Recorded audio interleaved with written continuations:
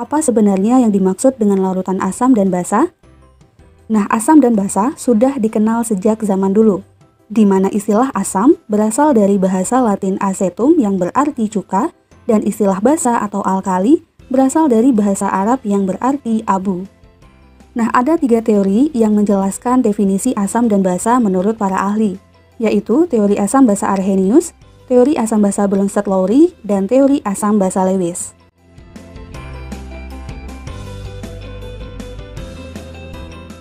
Arrhenius adalah seorang ilmuwan kimia dari Swedia yang berhasil mengemukakan konsep asam dan basa yang dapat diterima sampai saat ini, di mana konsepnya dikenal dengan teori asam basa Arrhenius. Nah, menurut Arrhenius, asam adalah senyawa yang melepaskan ion hidronium atau H3O+ saat dilarutkan dalam air. Sebagai contoh, asam klorida atau HCl yang dilarutkan dalam air melepaskan ion hidronium dengan reaksi HCl ditambah H2O menghasilkan H3O+ ditambah Cl-.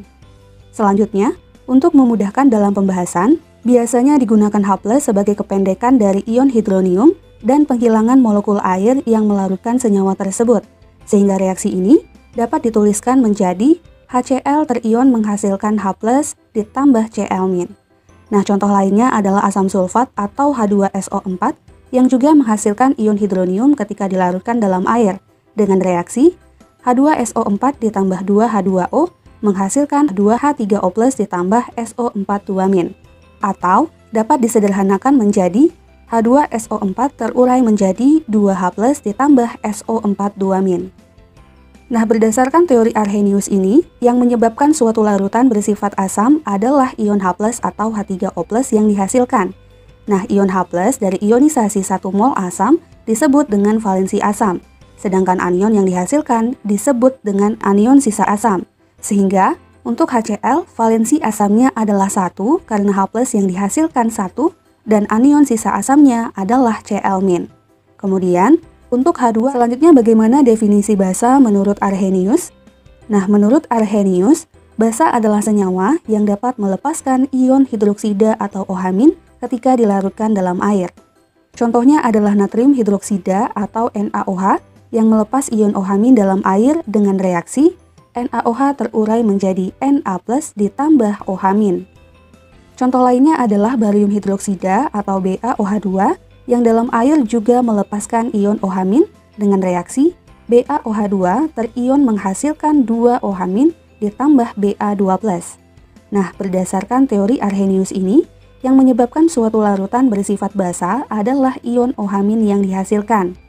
Nah, jumlah ion OH- dari ionisasi 1 mol basa kita sebut sebagai valensi basa, sedangkan kation yang dihasilkan disebut dengan kation sisa basa.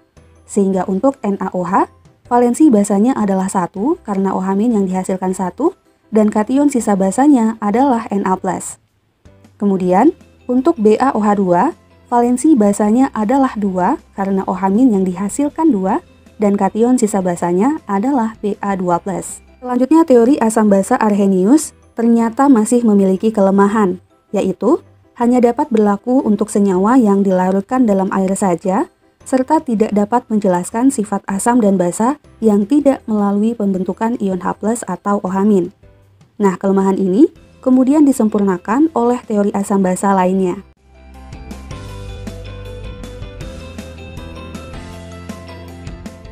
Menanggapi kekurangan teori asam basa Arrhenius, pada tahun 1923, seorang ahli Denmark bernama Johannes N. Bronsted dan Thomas M. Lowry dari Inggris mengembangkan konsep asam basa berdasarkan serah terima proton atau H+, yang kemudian kita kenal dengan konsep asam basa Bronsted-Lowry.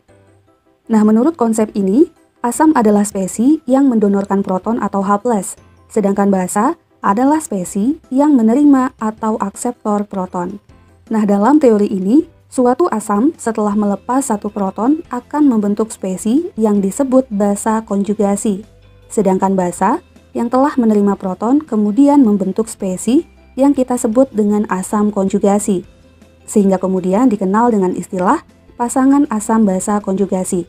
Asam berpasangan dengan basa konjugasi dan basa berpasangan dengan asam konjugasi. Nah, bagaimana cara kita menentukan pasangan asam dan basa konjugasi dalam suatu reaksi? Mari kita perhatikan reaksi berikut ini. HF ditambah H2O, reaksi kesetimbangan menghasilkan H3O+, ditambah F-. Nah, spesi yang merupakan pasangan asam basa konjugasi satu sama lain adalah spesi yang mirip dan hanya berbeda jumlah hidrogennya saja.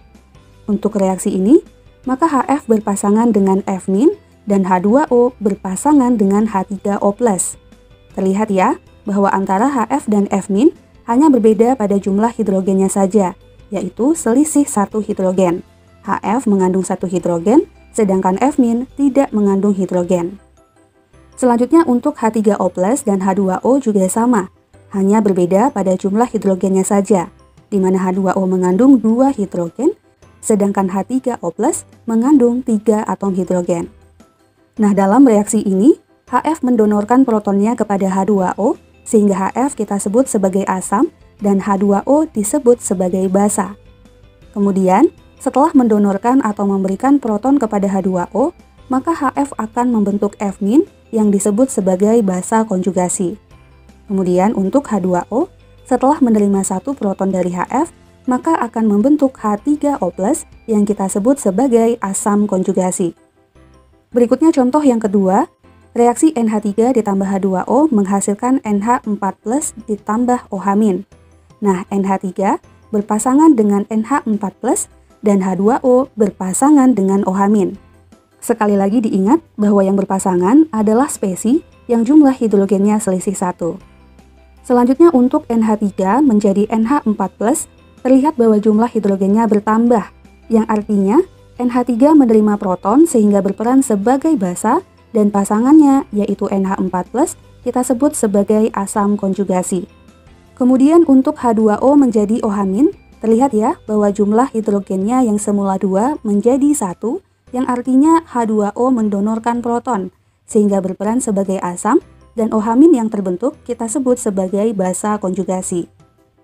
Selanjutnya dalam konsep asam basa Bronsted-Lowry, dikenal istilah spesi amfiprotik, yaitu spesi yang dapat berperan sebagai asam maupun basa. Nah, hal ini terjadi karena spesi amfiprotik dapat melepaskan proton maupun menerima proton. Contohnya adalah NH3. Nah, apabila menerima proton, maka NH3 akan membentuk NH4+, sehingga NH3 akan berperan sebagai basa dan NH4+ yang terbentuk disebut sebagai asam konjugasi. Dan apabila mendonorkan proton, maka NH3 akan membentuk NH2-, sehingga NH3 akan berperan sebagai asam dan NH2- yang terbentuk disebut basa konjugasi.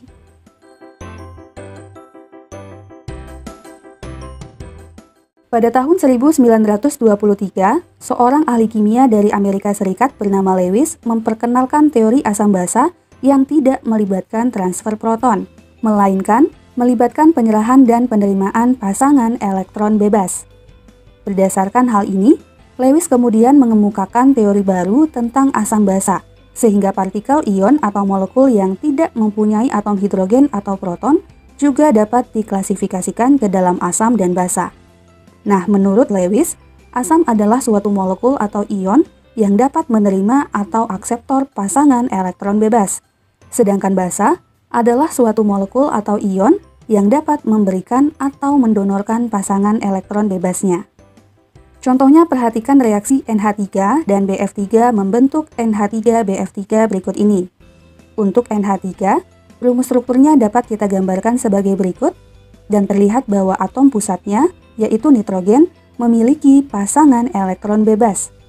Kemudian untuk BF3, rumus strukturnya dapat kita gambarkan sebagai berikut, di mana atom B sebagai atom pusatnya tidak memiliki pasangan elektron bebas. Nah, bagi teman-teman yang masih bingung bagaimana menggambarkan rumus struktur molekul seperti NH3 dan BF3 ini, silahkan cek video sebelumnya tentang ikatan kovalen dan kovalen koordinasi. Silahkan klik link yang ada di description box video ini. Kita lanjutkan kembali. NH3 mendonorkan pasangan elektron bebasnya kepada BF3 sehingga membentuk NH3BF3 melalui ikatan kovalen koordinasi. Nah, menurut teori asam basa Lewis, NH3 berperan sebagai basa karena mendonorkan pasangan elektron bebasnya, dan BF3 berperan sebagai asam karena menerima pasangan elektron bebas dari NH3. Contoh lainnya adalah reaksi antara NH3 dengan ion H+ membentuk NH4+. Sama seperti contoh sebelumnya, rumus struktur NH3 dapat kita gambarkan sebagai berikut, dan atom pusatnya, yaitu nitrogen, memiliki pasangan elektron bebas. Nah, NH3 mendonorkan pasangan elektron bebasnya kepada H+, sehingga membentuk NH4+ melalui ikatan kovalen koordinasi. Maka NH3 berperan sebagai basa, dan H+ berperan sebagai asam. Nah, dari dua contoh yang sudah kita bahas, dapat kita simpulkan bahwa spesies yang dapat berperan sebagai basa harus memiliki pasangan elektron bebas untuk didonorkan.